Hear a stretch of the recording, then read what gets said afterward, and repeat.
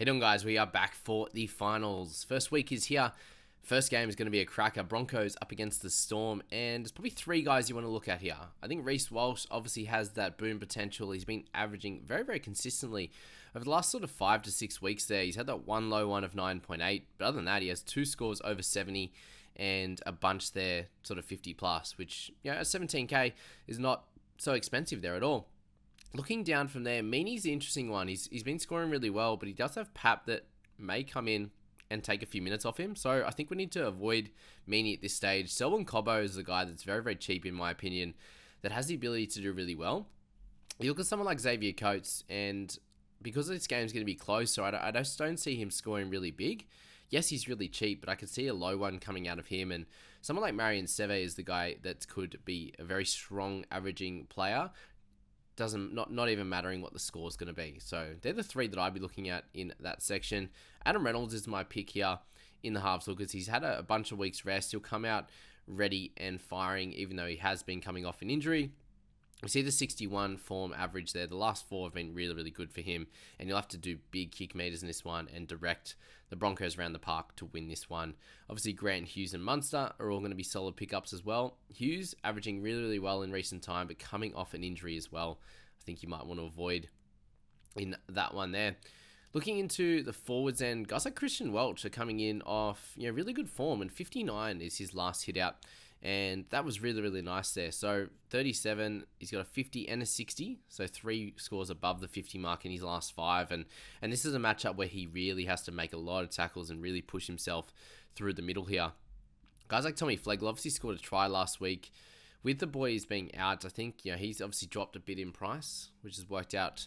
He's going to work out fairly well. If he comes in and plays good minutes, he could do a decent job as well. And Kirk Capewell's been really, really dominant apart from that last round game there. So, guys like Nelson in that mid-range there, they're all going to need to step up and do a really, really good job. But you know that the minutes are going to come from guys like Payne Haas and Carrigan in this one. There'll be no reduction in minutes for them. So at least getting one of those two in your side is going to pave the way for a really good score for you in that one there. Panthers come up against the Warriors, and very, very upsetting that SJ won't be playing in this one. So you do really think that it's going to be hard for them to win, and the Panthers should get up and do really, really well. There's a little bit of chat that Isaac Tungo might not be playing. So if he is out of this one and Tyrone Peachy comes in, then please do select him. He's way too cheap to not in this selection here, in this game here, sorry. Taruva, obviously another one as well. That is in good form at the moment and scoring tries and getting good run meters there. So Sunya, very, very cheap in that one. And then obviously you're looking towards Stephen Crichton and also To'o and Edwards. All guys are scoring really, really well at the moment. It might be a kind of a target game to use your flex on an outside back from the Panthers here, because you're looking at the halves hookers and it's just going to be clearly Cleary again in this one. Obviously it depends who comes in for Johnson at that 7 position. They have a few options. They can move guys like Wade Egan around, which I don't think they will. Freddie Luxie could come in. It's definitely an opportunity there, but I think Cleary's your guy. Into the forwards, we know Isaiah Yeo is going to score really, really well in this one. Play the full 80 and do a great job. Adam Fanua-Blake really needs to be the enforcer, and he needs to step up massively. So I'm assuming massive minutes from him. And you see the scores that he's been putting out have been really, really high. So at under 19k, a really, really good guy to slot in. Tohu Harris is going to play 80 minutes as well, which is going to be really, really good. And we know what happens with Liam Martin in finals games and also Origin. He very much steps up like he did last week with that massive score. So him under 15k is great as well. Fisher Harris, another guy that steps up in finals. So you do need to think of things a little bit differently in the finals games for draft stars than you do in those regular season games, especially with those big middle forwards that are going to step up in this time of the year. This next game's going to be interesting. The Roosters up against the Sharkies. I see it being fairly close as well. So you do want to make sure you get a few of these sort of mid-range guys that could do a good job. And if Connor Tracy does play over Kennedy, you do need to select him as well. Again, he's very, very cheap still in the 11,000s. Jesse Ramian, another guy that you want to be looking at, and Suali'i. Those are all the mid-range guys. And then probably trying to select one of Teddy or Manu. There's still a little bit of a cloud on Manu, so I think Teddy's going to be your play in that one there. For the halves hookers, we know what we can get out of Hines. It's likely to be a big score. And then it's just from there, do you select a secondary guy? Does Trindle get another crack? Another week where he scored a 40 odd and he's at 11,000. So that could be an option there for sure. Does he get another try, though? He's been scoring tries the last bunch of weeks. Sam Walker, 2 really good games since his return, 54 and a 63 there. So definitely look at him as an alternative option to Nico. And we know we should be able to get some solid scores out of Brandon Smith, who should be getting big minutes here and has been consistent there as well.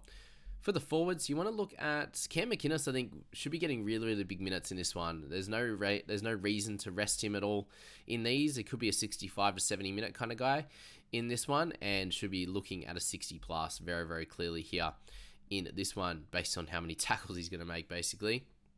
You're looking at Lindsay Collins as another guy that should be able to play big minutes, and Victor Radley's been playing the full 80 in recent times. So him at that price as well. If you can get close to a 50, that's going to work out well. You got Wong there at 12.5. He's been getting big minutes on that edge, and a 33 last week may push you away.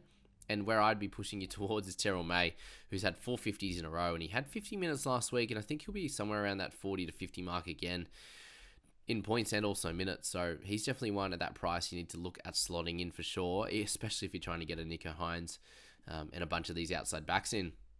Knights and the Raiders, I think it's going to be a runaway victory for the Knights there. I just think they have too much firepower, and Raiders don't have enough on the attacking side of the ball. You really need to be looking at trying to get at least 2 of these 3 guys up top in, or you're going down to a Dom Young if you can't get to that. That's the easy play here. I'd be looking to avoid basically all the Raiders at this point, unfortunately, in this scenario. If you're looking at anyone here in the Knights, in the halves and hookers, it is gamble. I think you need to look at. Hastings, I think he'll be there. He'll be directing things. I'm not sure if he's going to be there for the majority of the kicking. So someone like Gamble's going to do a great job. You see Jamal Fogarty there scoring really well the last couple of weeks as well. I just think he's too expensive if you want to go high in the outside backs, because that's where all the points are going to be. For the forwards there as well, guys you need to be looking at are those like Leo Thompson at 13.8. So you can get a little bit of value out of someone like him very, very easily there. Jacob Saifiti scored really, really well last week. In the 2 games before that, if you can get a 35 or 37 out of him at under 10k, he's going to be great for your squad as well. So definitely look at that. And you do need to have a little look at the forwards that are available for Raiders, just because Horsburgh and Papali'i are out. So Puru there, he got 30 last week at 10.5k. Probably expect something similar. And can you get better from other players, just a little bit more expensive? So it's very hard to go right up to guys like, Frizzell and Tarpany. The thing with Joe there is that he should be playing huge minutes just for the fact that all these other big forwards are out. So expect him to, he got rested in that game last week. Expect him to play huge minutes and hopefully get up into that 60s if you are going for him. But otherwise, it is more mid-range time with Leo, with Saifiti, with these types of players here in that forward section. I wish you all the best of luck heading into finals week 1 of the NRL.